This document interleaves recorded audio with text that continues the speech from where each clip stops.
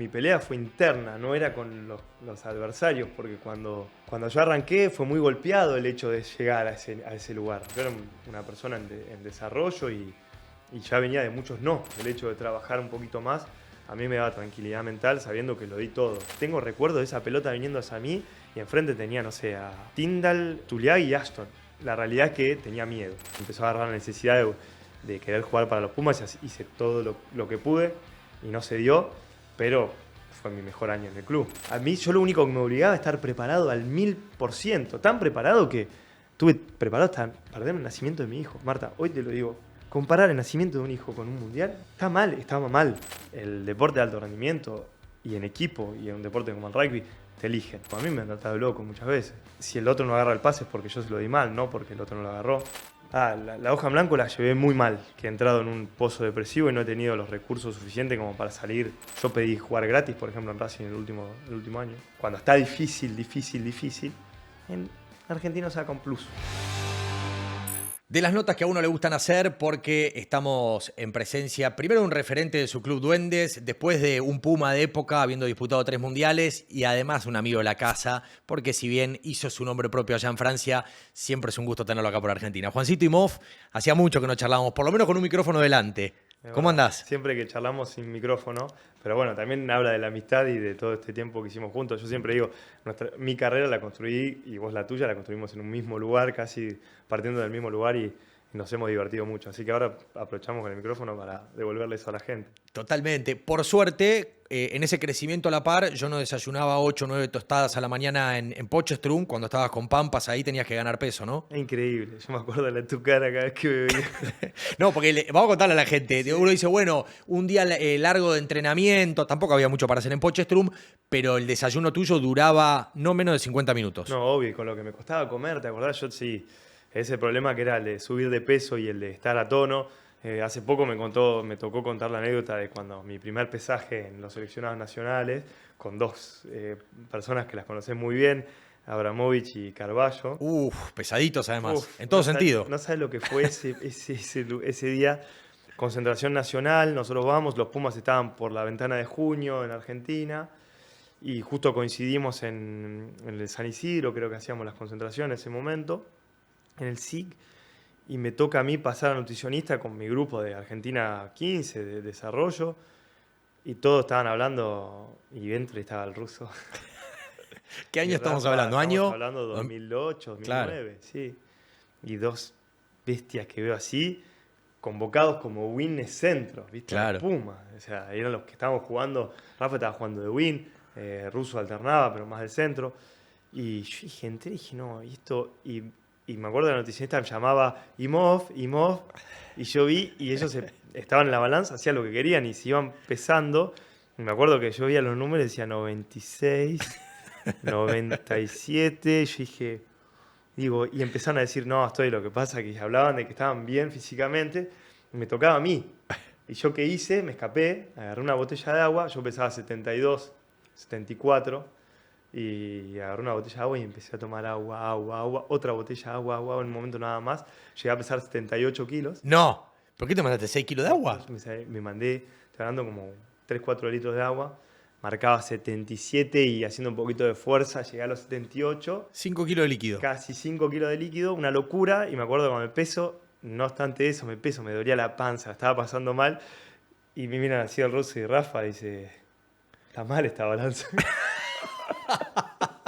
Y a mí me dio una vergüenza bárbara y me terminé yendo ahí y dije, no, algo tengo que hacer porque me muero. Y ahí viene toda la onda de comer 8 tostadas a la mañana con queso 0% en Potchefstroom y hacer un esfuerzo constante diariamente para conservar esos kilos que creía que eran súper necesarios.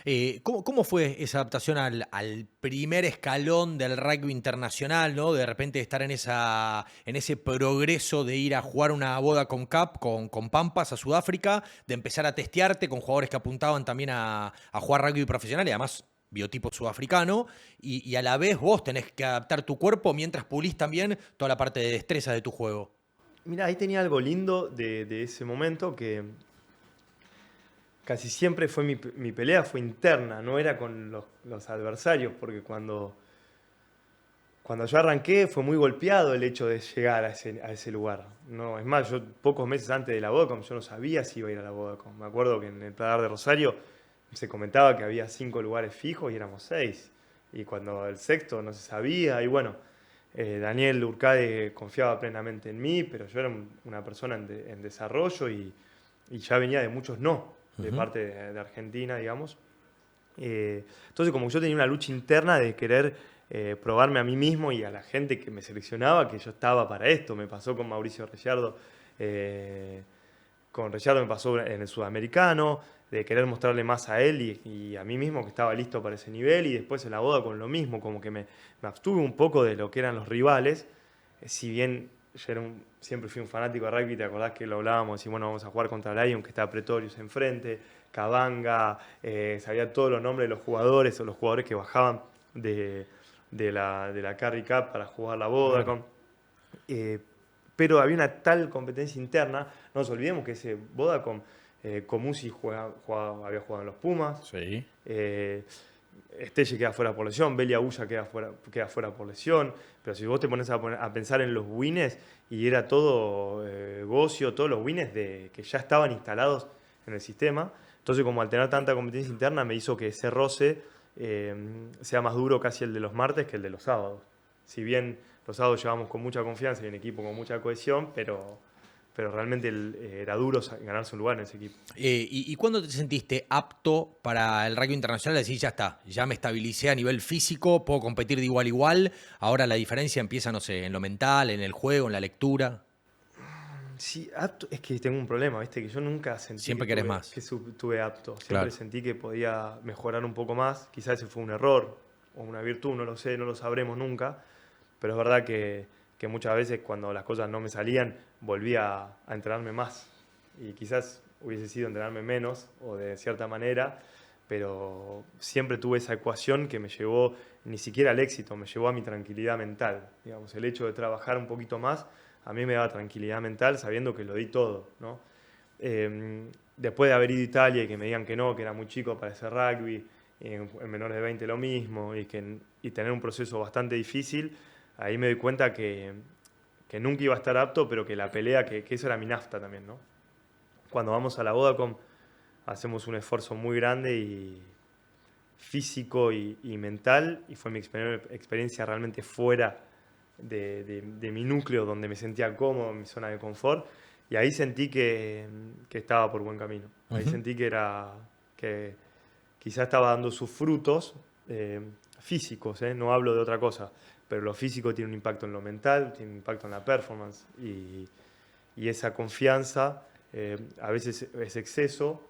En ese momento era un equilibrio y me permitía esta capacidad física jugar de la manera que quería jugar. Si bien vemos siempre lo lindo que tenía, pero esto que vos decís, lo de las 8 tostadas, lo de el ganador de peso antes de ir a dormir, las noches eran difíciles porque era difícil dormir con la panza súper llena. Me acuerdo que en un momento empezaron a agarrar dolores de cintura porque el peso subía muy rápido. Claro. Entonces como que... Además, sos win, no podés perder velocidad ni nada, explosión. por eso, y como yo siempre fui en ese sentido un obsesivo del trabajo y la performance, empecé a tomar como la nutrición y la dieta como una parte clave en mi carrera. Y ahí se transformó, pero es verdad que en la Vodacom, cuando vos desde el principio al final, llego con otra confianza física y me animo a hacer algo que pocas veces lo pude repetir después en rugby internacional. Yo pienso en esa evolución en tus mundiales, ¿no? Entonces digo, 2011, primera experiencia, vamos a ir a ver, vamos a tener ese primer testeo con el primer nivel, con el máximo nivel en una Copa del Mundo, y el 2015 es un apogeo totalmente diferente, ¿no? Asentado como titular, un win totalmente desequilibrante, ya Traiman. ¿Ese fue tu prime o tuviste el parate del 2019, después si querés podemos también hablar, pero ¿dónde sentiste que después de todo ese acondicionamiento y ese largo proceso, después viene la adaptación al nivel, ¿no? Cuando ya tenés todo armado para rendir, bueno, después viene la adaptación. ¿Y en qué momento es el Juanimov que dijiste, ya me establecí como tal? Creo que es una evolución linda y con cosas buenas y malas que hicieron que sea una evolución de esa manera, digamos. Si vamos a 2011... de ver personas en la tele, idolatrar y admirar gente, cuando lo tenés enfrente no es lo mismo. Es lo mismo que yo digo hoy a los chicos de los Pumas. Cuando nosotros íbamos a enfrentar a los All Blacks es por cuánto vamos a perder. Claro. Tratemos de perder por menos de 40.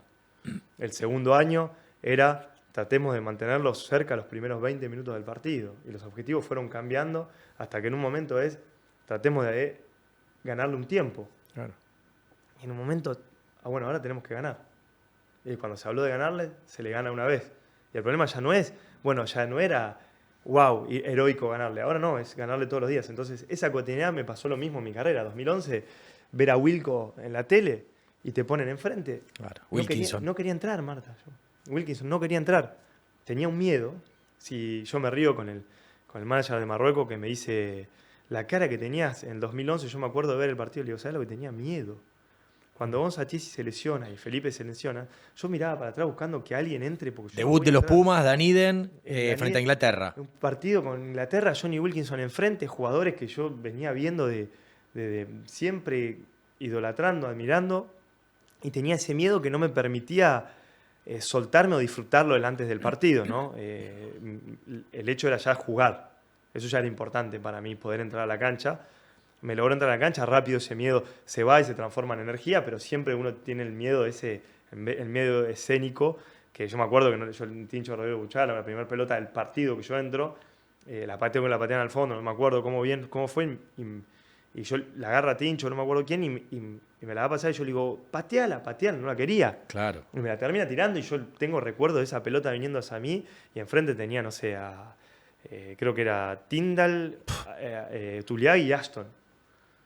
¿Qué hago? ¿Entendés? Bueno, después terminás pasando, casi terminan trae. Pero la realidad es que tenía miedo. Claro. Entonces, en ese proceso, el 2011 fue miedo. El 2015, lo que me hizo la cotidianidad del rugby profesional, internacional, francés, me dio la cotidianidad con jugadores y una competencia interna más elevada.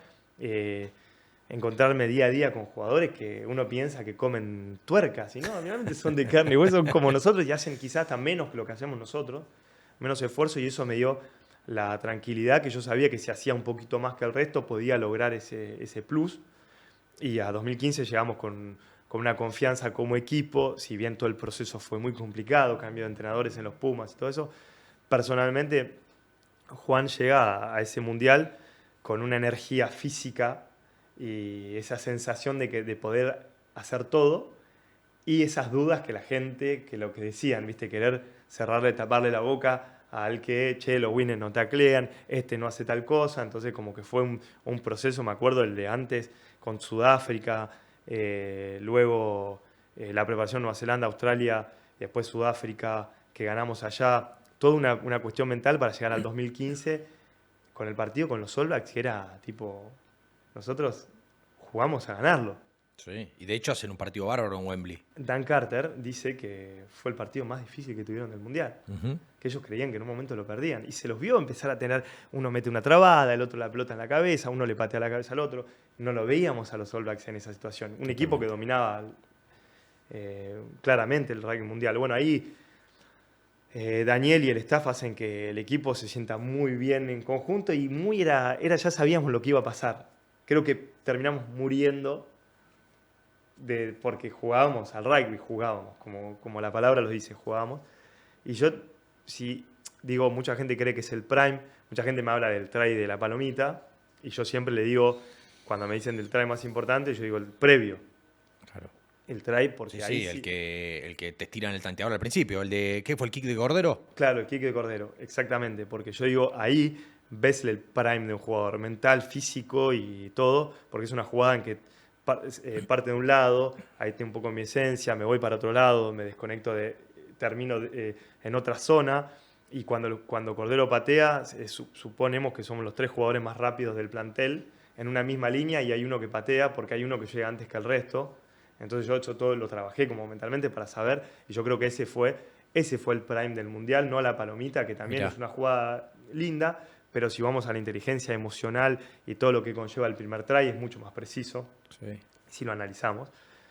Pero tengo que, quizá, disculpa que lo diga así, no cagarte, pero la pregunta, pero para mí mi prime era en 2019. 2019. Sí, por una cuestión de que otra madurez, la necesidad de jugar en los Pumas, que cuando vos tenés un sueño, pero cuando se vuelve una necesidad, a mí, cuando yo en 2015 dejo de jugar en los Pumas,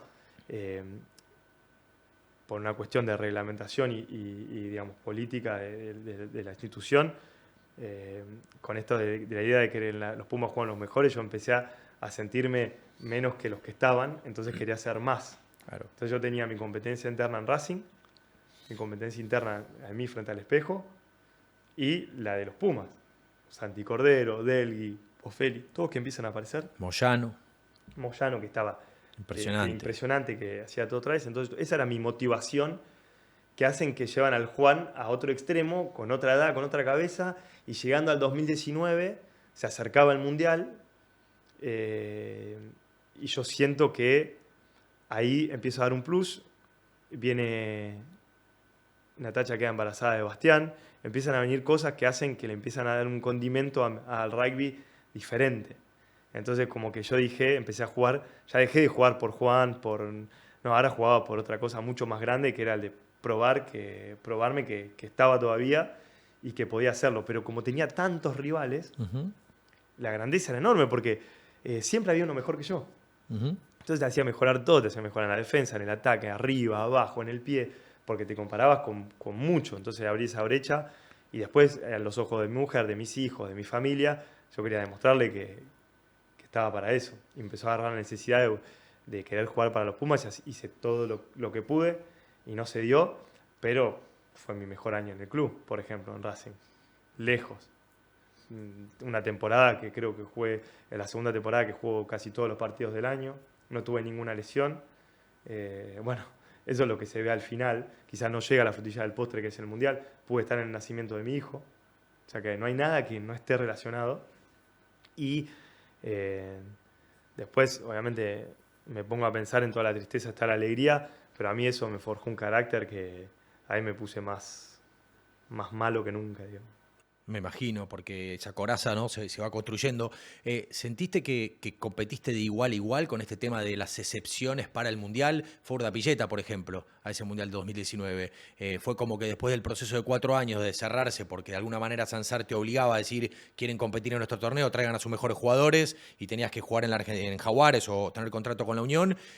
Bueno, después se termina flexibilizando a ciertos puestos, ¿no? Y termina yendo Urdapilleta, pero eso te permitió a vos competir de igual a igual, o directamente te sentiste fuera del proceso y es mucha ventaja decir, bueno, winners que vienen jugando todo el proceso ya juegan y ganar un puesto ahí? Sí, quizá pequé un poco de ambicioso también. Yo desde el día 1 sabía que no iba a cambiar la primera gira después, la primera juntada después de 2015. Yo sabía que no iba a cambiar, que haga lo que haga, pero yo lo dejé de tomar como una cuestión política y reglamentación. Yo entiendo que la UARA tomó una idea y quiso hacerlo, desarrollarlo. ¿En su momento lo entendiste?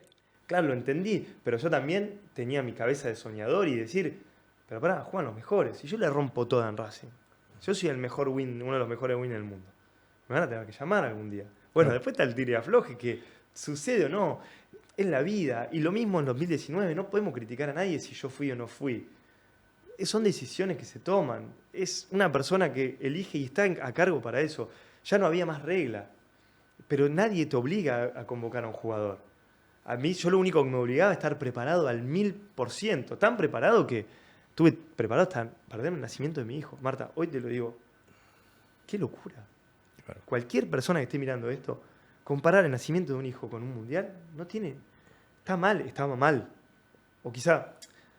Para mí estaba bien. Pero lo soñaste toda tu vida también, Juan. Obvio, lo quise y lo busqué. No es que nada más, ¿te acordás cuando hablábamos de los sueños en la boda?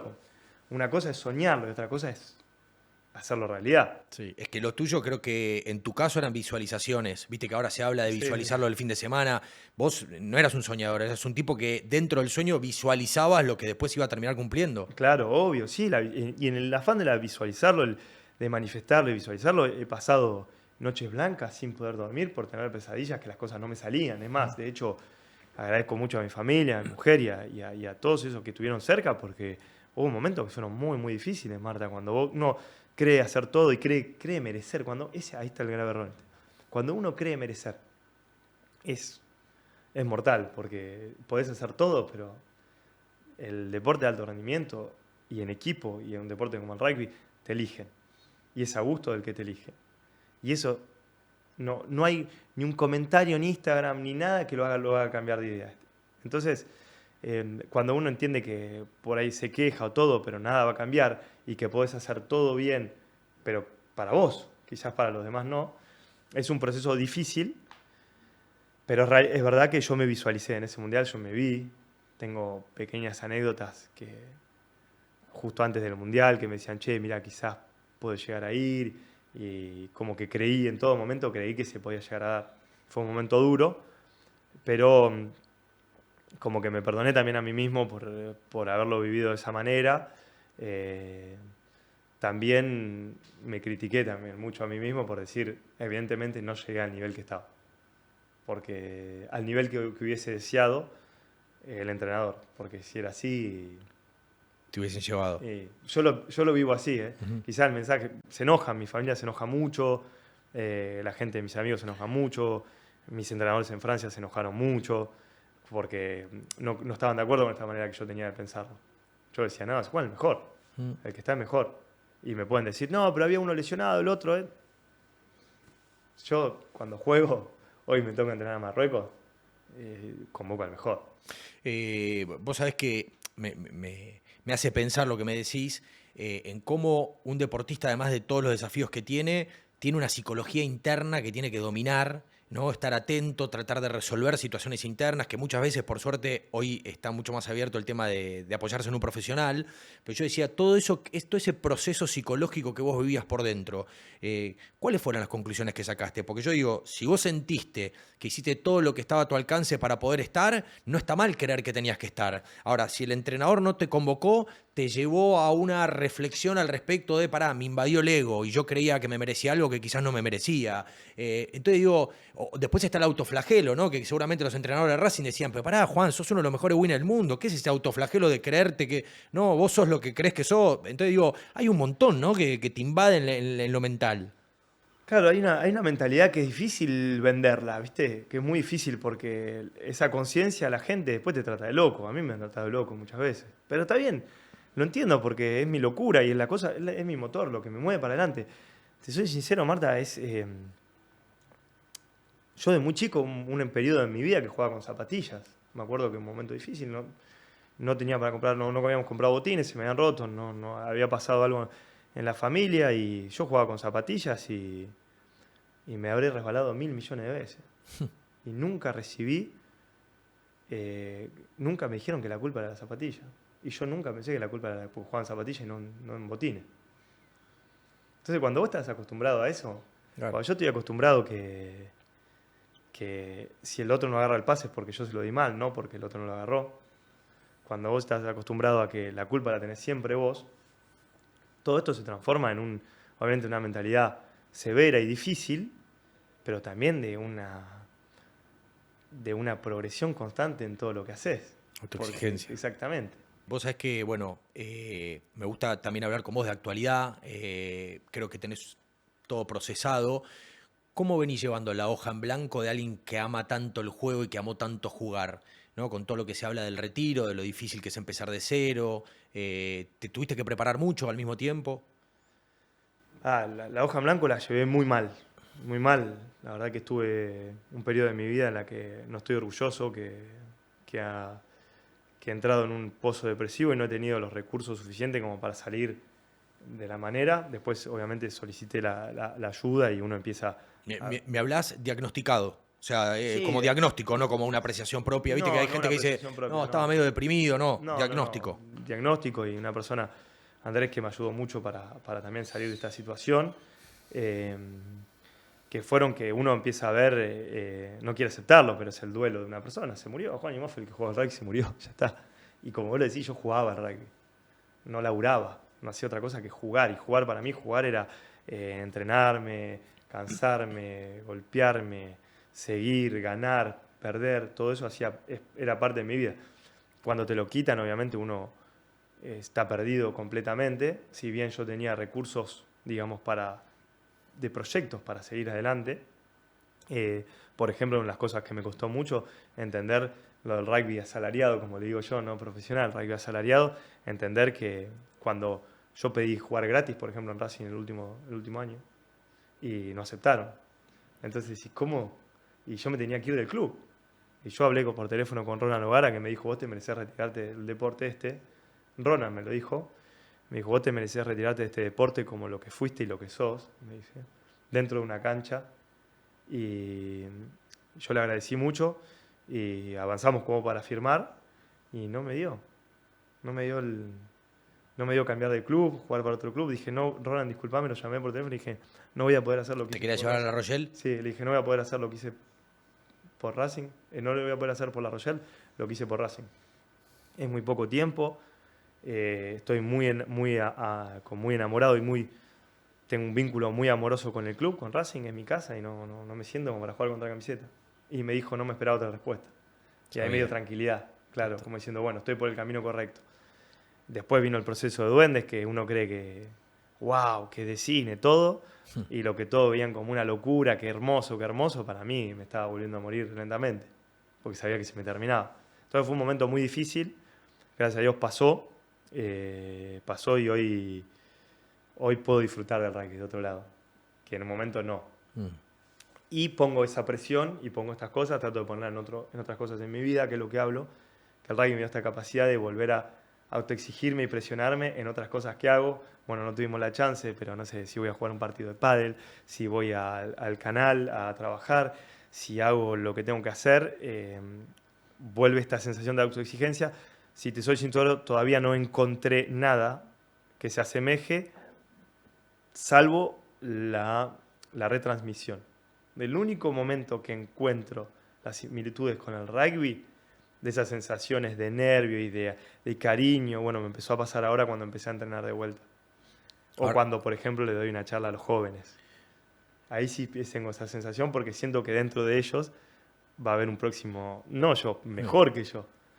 te apacigua el no entrar a la cancha, lo ves entrar a ellos con tu consejo, con tu formación, y decís, bueno, es una manera también de participar del juego. Quiero ir ahí a tu etapa ahora de entrenador, pero para cerrar, porque obviamente que, viste, sobre todo el proceso profesional acá en Argentina, que empieza, viste, cada vez a crecer más, y hay muchos chicos que ya empiezan a soñar con querer ser jugadores profesionales, más allá de lo asalariado y esta distinción que haces, que también es muy interesante. ¿Qué les recomendarías por fuera de todo lo que tiene que ver, formarte como jugador y todo, para si el día de mañana encaran una carrera tan prolongada como la tuya y tan exitosa, que como se preparan físicamente y mentalmente para rendir como jugadores, también puedan ir preparándose para llegar a esa hoja en blanco de otra manera? Bueno, justo acá es un tema que me agarró tal locura que ahora estoy creando en Francia una asociación para ayudar a los jugadores. Mira, parece armado, pero no lo sabía. No es armado, no lo sabe nadie. Creo que Ah. lo estoy diciendo por primera vez públicamente esto. Todavía estamos terminándolo. Y la idea para poder ayudar al jugador, porque yo creo que hay 3 años luego del retiro, que son una hoja en blanco, como vos lo decís, pero que si uno lo anticipa, y esto he trabajado con coaching, si uno anticipa, llega de otra manera y con otras armas. Va a pasar el proceso, ese va a pasar porque cada uno lo vive de maneras diferentes, pero uno está preparado para reinsertarse económicamente y socialmente y físicamente.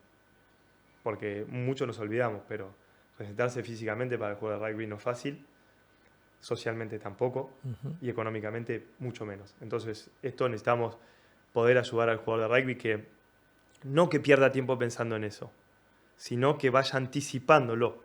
Entonces, cuando llegue ya no hay más sorpresa. Cuando abra la puerta ya sabe lo que hay. Si a mí me hubiesen dicho después del retiro y esto, ¿sabes cuántas veces intentaron decírmelo? No, pero mirá que pasa rápido.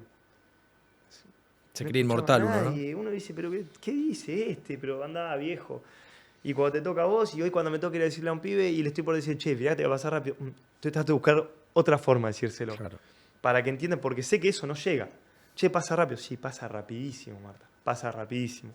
Pero bueno, esta idea yo que les aconsejo es anticipar un retiro generando un conocimiento personal y realmente basándose vuelvo a repetir, en el cuidado del cuerpo, fundamental, en el cuidado de las relaciones y en el cuidado económico.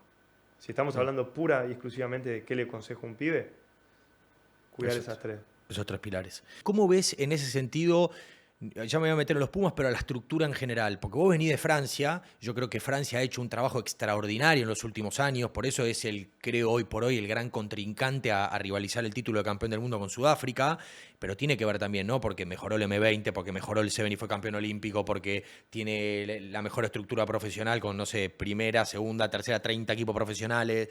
Entonces digo, viniendo de vivir todo eso a diario en los últimos años, te encontrás con nuestra realidad, ¿no? Que es más una realidad de clubes amateurs, a partir de ahí estructura profesional que ha crecido mucho.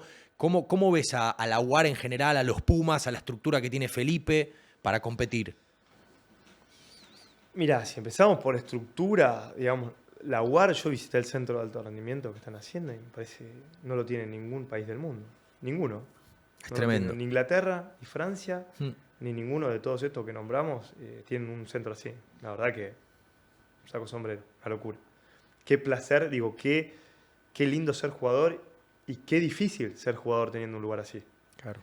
Pero bueno, después, digo, vamos bajando estructuralmente y decís, Argentina hoy ya sin campeonato profesional internacional, digamos, sin los Jaguares, con lo que se armó de las LAR, pero hablo con su estructura de entrenadores, por ejemplo, Felipe, quizás es la persona indicada para hacer que el jugador que va a crecer con todo esto, no se olvide que el primer crecimiento no es el material, sino es el mental, ¿viste? Y es una persona muy, muy bueno para eso. Pues un jugador es una persona que está en el detalle y casi una locura y una obsesión por mejorar. Entonces, está todo de la mano. Yo veo la estructura y digo, tenemos algo que los demás no tienen, que es el rugby amateur. El rugby amateur, no hablo porque no paguen, sino por ser aficionado, pagar por ir a un club y no por ir al club, sino es que no pago la cuota por ir a hacer rugby. Pago porque me siento identificado con estos colores, le doy vida al club. Entonces, viste, el argentino tiene algo que se identifica con el color, con los cánticos, con una charla, con una ronda, con un club, y cuando pica realmente, cuando está difícil, en argentino saca un plus. Porque juega por otra cosa. Por otra cosa. Sí, tracción a lo pasional. Antes de meternos en los Pumas, me nombraste a Felipe. Lo tuviste como compañero y lo tuviste como entrenador. ¿Y cómo fue reencontrarte con él en otro rol y cómo lo ves ahora como entrenador? Ahora interpreto mucho más, después de haberme retirado, interpreto mucho más quizás las dificultades de encontrar jugadores con los que jugaste siendo entrenador.